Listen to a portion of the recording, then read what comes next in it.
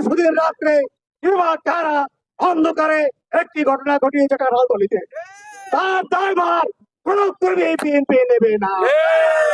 অতএব এই সকল মিথ্যা অপবাদ দিয়ে আগামী নির্বাচনে নূরজাহানের অগ্রযাত্রা এবং বিজয়কে কোন রকম ঠেকানো যাবে না।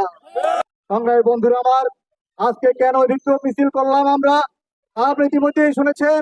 আমার প্রাণের ভাই ওসমান হাদিকে যারা নির্মম ভাবে হত্যা করেছে তাদের বিরুদ্ধে আমাদের এই বিক্ষোভ। আমাদের আরো বিক্ষোভ আমরা করছি। গতকালকে আপনারা দেখেছেন যে জামাত ইসলামী এই পাথরঘাটায় তারা একটা বিক্ষোভ মিছিল করেছে। আমরা প্রশ্ন করতে চাই, কেন তারা গতকালকে মিছিল করেছে? তারা কেন লাঠি মিছিল করলো?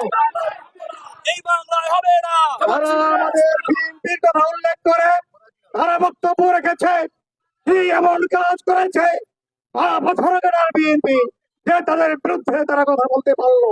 আমরা কি করেছি? যদি কেউ মনে করে থাকে যেই সব মিথ্যা অপবাদ দিয়ে ফল চাতুরি দিয়ে নূরজাহানকে এই আসন থেকে বিজয়ী করা ঠেকাবেন, সেই চিন্তা আপনাদের ভুল। আপনারা এই পাথরঘাটার মানুষ, পাবনার মানুষ, কাতাগির মানুষ আগামী নির্বাচনে নূরজাহানকে বিপুল ভোটে বিজয়ী করবে। আপনারা এই মন্ত্রী আপনি